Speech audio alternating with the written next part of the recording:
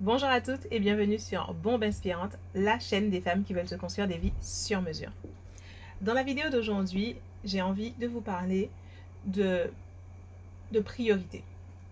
Quel que soit ce qu'on veut dans la vie, quel que soit l'objectif qu'on va se fixer, je pense qu'il y a une étape importante et qui est souvent sautée, et je vais vous raconter comment mon cheminement à moi sur ce point en particulier. C'est au-delà de l'action qu'on veut faire, qu'on veut mener, savoir quelle est notre intention, quel est notre but ultime, quel est où est-ce qu'on va en fait, et quelle va être notre priorité sur ce cheminement. Je dis ça parce que on peut facilement s'écarter de sa priorité, s'écarter de ce qu'on veut vraiment, et du coup se retrouver à la fin à obtenir tout ce qu'on veut et se rendre compte qu'on n'est pas que c'est pas tout à fait ça en fait, qu'on n'a pas qu'on ressent pas finalement ce qu'on voulait ressentir, ce qui était le but à la base. Et d'ailleurs, je pense que ce sera du coup le premier point de cette vidéo, c'est quand on choisit un objectif, que ce soit par exemple le changement de carrière. J'ai parlé récemment avec une cliente de son projet de changement de carrière, que ce soit pour un changement de carrière, que ce soit décider de fonder une famille, que ce soit décider de se lancer dans l'entrepreneuriat. Une question fondamentale que je pense qu'il faut se poser et qu'on oublie de se poser, c'est comment on veut se sentir à l'arrivée, quand on aura réussi, quand tout sera exactement en place, comment on veut se sentir. Et quand on a cette information de comment on veut se sentir à l'arrivée, ensuite on peut aller regarder comment on veut se sentir le long du chemin. Et là, on peut décider qu'on n'est pas prêt à faire tel ou tel sacrifice parce qu'on n'est pas prêt à passer par ce genre d'émotions. Et ça, ce sont des choix. Mais justement, ça doit être des choix. Si on ne fait pas le choix, on se retrouve au milieu au milieu du truc, au milieu de la tempête. On est en plein dedans, on y a mis beaucoup d'énergie, beaucoup d'argent éventuellement, etc. Et on se rend compte là que merde, c'est pas exactement ça, c'est pas tout à fait ça. Qu'est-ce que je suis en train de faire? Ça peut poser problème. Et donc pourquoi je parle de ça et pourquoi je pense que c'est important? Parce que, alors, avant de passer à mon anecdote, je tiens à dire que je pense que c'est un processus. Je pense que c'est extrêmement difficile de savoir exactement du premier coup la vérité, la réalité de ce qu'on veut vraiment. J'en parlais dans la vidéo justement sur comment savoir ce que l'on veut. Je pense que c'est un processus. Je pense que on avance petit à petit vers le moment où on s'autorise en fait, où on autorise notre cerveau à nous donner la vraie information, on s'autorise à accéder à la vraie information. Ça vient petit à petit et comme on le dira souvent sur cette chaîne YouTube, notre éducation ne nous autorise pas en tant que femme dès le départ à être 100% honnête avec nous-mêmes et 100% en contact avec ce qu'on veut, que ce soit ce qu'on veut ressentir, ce qu'on veut posséder, ce qu'on veut faire, etc., etc. Donc ça prend du temps. Et c'est pareil pour donc cette question fondamentale, c'est qu'est-ce que je veux ressentir, quelles sont mes priorités, dans quelle direction je vais. Donc, euh, moi quand j'ai créé mon entreprise, puisque du coup ma vie sur mesure à moi était vraiment de quitter le salariat, créer une entreprise, euh, être indépendante et avoir au final l'idée que j'avais en tête, le manque que j'identifiais très très très clairement dans ma situation de salarié était le manque de challenge. J'ai absolument besoin d'être challengée intellectuellement au moins, mais aussi physiquement et tout.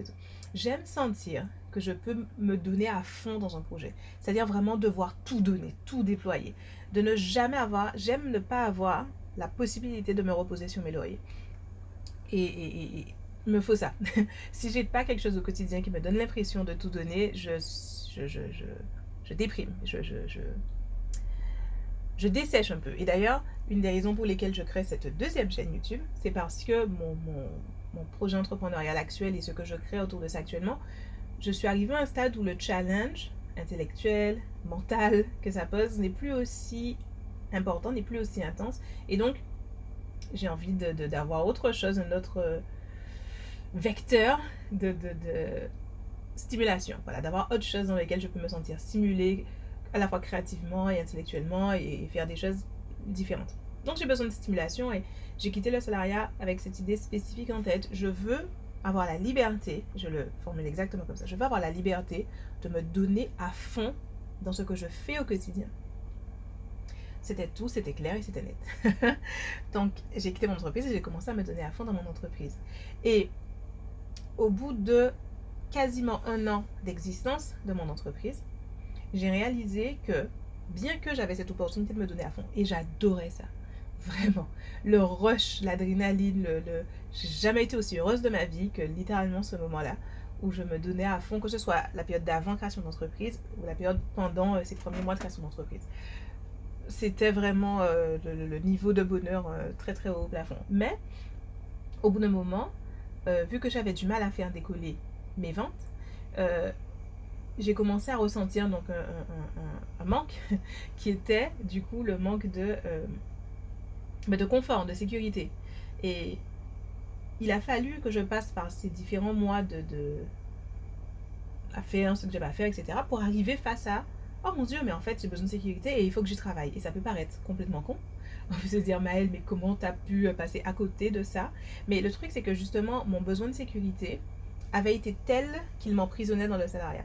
Et donc j'avais dû travailler sur ça, j'avais dû apprendre à avoir moins besoin de sécurité pour réussir à démissionner. Donc j'avais vraiment mis l'aspect sécurité de côté en fait dans ma tête, voilà, j'avais mis ça de côté. Donc j'avais perdu contact avec mon besoin de sécurité. Et donc j'imagine que la première morale de cette vidéo c'est euh, qu'il faut essayer d'être moins radical peut-être dans les leçons de vie qu'on apprend et les choses qu'on surmonte. Parce que justement, j'avais mis mon besoin de sécurité tellement loin de côté pour réussir avec cette salariat que j'y refaisais face plusieurs mois après en mode « Oh merde !» Mais il s'avère que c'était pas complètement con cette histoire de sécurité. Il faut quand même, il faut que je commence à gagner de l'argent. Pour faire vivre mon entreprise, j'arrive au bout de mes économies, j'arrive au bout de mes assédiques, etc., etc. Et j'ai besoin de vivre. Et au final, au-delà de la sécurité financière, c'est vrai que ça mettait aussi en danger mon besoin de sécurité. C'est-à-dire, si là tout de suite je dois reprendre un travail salarié, c'est mon besoin principal de liberté est entravé. Et donc à ce moment-là, à la liberté et au challenge, se donner à fond, j'ajoutais la pierre finance, sécurité financière. Il faut que je gagne suffisamment pour me payer, pour vivre. Il a fallu ça pour que je le rajoute. Alors que j'aurais pu totalement y penser tout de suite.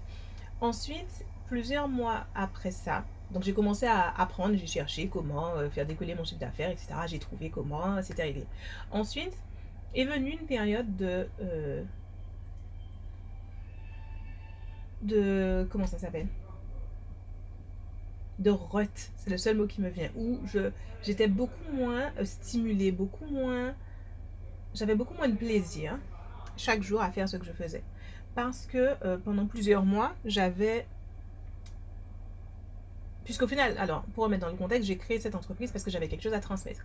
J'avais envie de transmettre pour un maximum de femmes noires, francophones puisque je parle en français, le rapport avec leurs cheveux que moi j'avais. Je voulais transmettre cette aisance, cette fluidité qu'on peut avoir à s'occuper de ses cheveux.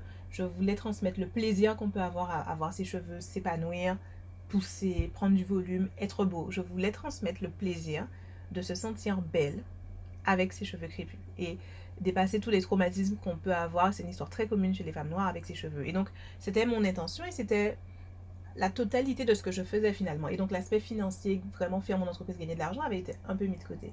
Et j'avais, du coup, shifté radicalement pour remettre au cœur de mes priorités, mais est-ce que mon entreprise va gagner de l'argent?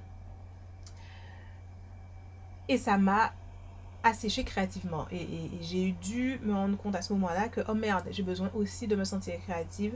J'ai besoin de pouvoir mettre un peu de mon âme dans ce que je fais. Que ce soit pas que de la stratégie, des statistiques et voilà, et des plans, etc. Il faut que je puisse me donner de moi, donner de ma personne et être engagée et être passionnée, etc., etc. Et donc ça, c'était en juillet 2017 que j'ai eu cette réalisation importante. Et du coup, j'ai tout de suite switché les choses pour mettre plus de créativité dans mon travail et ça a été génial. Mais aussi, j'ai eu, et c'est là qu'il y a donc le besoin de sécurité à ce moment-là, quand je l'ai regardé à nouveau, j'ai vu un besoin de sécurité qui allait au-delà de gagner assez pour me payer. J'ai vu un besoin d'abondance, de confort, vraiment. Et à ce moment-là, du coup, j'ai commencé à mettre ensemble le besoin, donc le besoin de liberté, le besoin de challenge, le besoin de créativité, d'expression créative, de pouvoir mettre un peu de mon âme dans ce que je fais, et le besoin de plus financièrement, de vraiment augmenter mon chiffre d'affaires, être vraiment dans regagner plus d'argent, concrètement. Et là où on arrive au nœud de cette vidéo et au cœur de cette vidéo, c'est que au final, j'ai commencé à ce moment-là, donc des mois passent, disons qu'on arrive à les août, septembre, octobre 2017, j'arrive à cette phase où je cherche à combiner du mieux possible, le plus intrinsèquement possible, mon expression créative, avoir l'impression de me donner, de faire des choses sympas que j'aime, etc. Et augmenter mon chiffre d'affaires. Drastiquement, drastiquement, drastiquement. Et je lutte avec ça. Et concrètement, voilà. Et on finit par arriver au bout de cette vidéo. Et pourquoi j'ai voulu la faire aujourd'hui? Parce qu'au final, je lutte avec ça depuis quasiment 1 an maintenant. Avec comment imbriquer les deux. Et j'ai beaucoup de mal à imbriquer les deux. Parce qu'à chaque fois que mon chiffre d'affaires augmente beaucoup, j'ai un sentiment de perte. C'est le meilleur mot auquel je pense. Chaque fois que j'arrivais à avoir un pic de chiffre d'affaires, ce qui arrive tous les 3-4 mois à peu près, je fais quelque chose, ça marche très bien, et je fais un pic qui représente 50 à 100% de plus que le précédent pic, et j'augmente comme ça par pic. Et à chaque fois qu'il y a un pic, vient derrière un lot qui est entièrement lié à moi qui me retiens. Parce que j'ai ce manque. Parce que je me suis mis en tête il y a plusieurs mois qu'il fallait que j'ai les deux. Et que si j'ai pas les deux, je refuse d'avancer. En somme. Et si j'ai donc c'est le chiffre d'affaires élevé certes, mais c'est aussi la créativité, l'expression créative, l'âme. Et si j'ai pas les deux, ça sert à rien. Donc et je pense qu'en fait, ce qui s'est passé, c'est que je n'ai jamais vraiment réussi à faire les deux parfaitement en même temps. Ce qui fait qu'à chaque fois que je fais des choses qui font que j'ai ce pic de chiffre d'affaires, à côté, je me dis oh non, je me sens vide d'énergie. Parce qu'au final, c'est ça, c'est cette expression créative, moi, ça me nourrit. Ça me donne de l'énergie. Et il faut savoir que pendant tout ce temps où je faisais ce travail de déterminer mes envies, en fait, je pensais que j'avais fini. Je pensais que c'était sûr, que je savais. C'est l'expression créative, l'abondance financière, le confort, le challenge et la liberté. Clair. Enfin, pour moi. Et je me disais, ok, on y va juste. Et pendant des mois, je ne comprenais pas pourquoi c'était si compliqué pour moi d'aligner le tout. Il n'y a pas de raison. Plein de gens le font dans le monde. Je veux dire, c'est complexe en soi dans le sens où c'est un jeu d'équilibriste, mais ça se fait dans le monde. Je veux dire, on n'est pas dans un truc où je suis en train de réinventer l'eau chaude. Et j'avais cette interrogation, mais qu'est-ce qui manque? Qu'est-ce qui se passe? Pourquoi j'arrive pas à englober le tout? Et j'ai réalisé récemment que j'avais mis de côté une de mes envies fondamentales. Et je dis fondamentale parce qu'au final, quand j'ai créé ma chaîne YouTube en 2010, c'était animé par cette envie-là, qui est l'envie d'impacter les gens. L'envie de faire ma part pour créer un monde qui ressemble un peu plus à ce que je pense que le monde devrait être. Et ça, je le dis depuis longtemps. Donc c'est même pas comme si j'étais pas au courant. Je savais que je voulais ça. Mais c'est comme si je disais les mots sans qu'ils pénètrent dans mon corps. Et je crois que ça vient du fait que sur Internet, récemment, ces 2 dernières années, ça a explosé, je crois. Il y a une pléthore de gens qui veulent aider les gens, avoir un impact, etc. Et il y a toujours cette question de est-ce qu'ils sont vraiment sincères? Est-ce que tu veux réellement aider les gens? Franchement, je dois être honnête, c'est mon regard sur eux. Genre, tu veux vraiment aider les gens? Tu veux vraiment changer le monde? Ou est-ce que tu veux juste gagner plein d'argent? Et je pense que parce que j'avais ce regard sur ces gens-là, j'ai commencé à... J'avais cette crainte d'être eux. J'avais pas envie d'être cette personne qui arrive en mode... tu sais, fleur... comment on dit ça? C'est quoi l'expression? Fleur au fusil, je sais plus. Et qui est là en mode je veux aider les gens, je veux changer le monde. Et puis quand tu creuses, tu te rends compte que leur motivation est beaucoup plus financière qu'autre chose. Donc, j'ai pris le parti pris, ce que mon cerveau a fait, c'est me faire croire que, en fait, j'étais pas de ces gens-là, que certes, je voulais aussi, j'étais toujours très contente d'aider les gens et que c'était important pour moi, mais comme un truc secondaire. Genre l'impact que j'avais sur les gens, le changement que je pouvais faire sur des gens, les aidant à s'aimer, s'accepter, se sentir belle, se trouver belle, l'estime de soi que je pouvais créer chez des femmes, plein de femmes, mon cerveau m'a fait croire que c'était secondaire. Et ce que j'ai réalisé récemment, c'est que ça ne l'est pas en fait. Et que dans ma peur de ne pas être comme tout le monde, ou en tout cas comme cette vague qui est là, qui est en train d'arriver, qui existe, de coachs de vie qui veulent aider les gens et sauver le monde ou je sais pas quoi, je voulais pas être associée à ça, donc j'ai retiré ça. Alors que finalement, la réalité est que ma motivation première, c'est ça. C'est avoir ce changement sur les gens. Probablement purement égoïste, parce que ça me fait plaisir. J'aime ça, ça me fait un rush d'adrénaline, ça me fait plaisir. Et c'est clairement un besoin de l'enfance qui est que j'ai eu très tôt dans ma vie cette frustration de dire et attention, je pense que c'est comme ça qu'il faut faire. Et recevoir en retour une tornade d'insultes et de tais-toi, tu ne sais rien, tu es jeune, tu verras quand tu seras grande. Et j'ai développé depuis ce besoin d'être entendue quand je dis quelque chose, ce besoin de ne pas être Cassandre, justement, d'être l'inverse de Cassandre. Cassandre, c'est celle qui elle a la malédiction de dire des vérités qui vont se produire, de savoir ce qui va se produire et de pouvoir avertir les gens, mais personne ne la croit.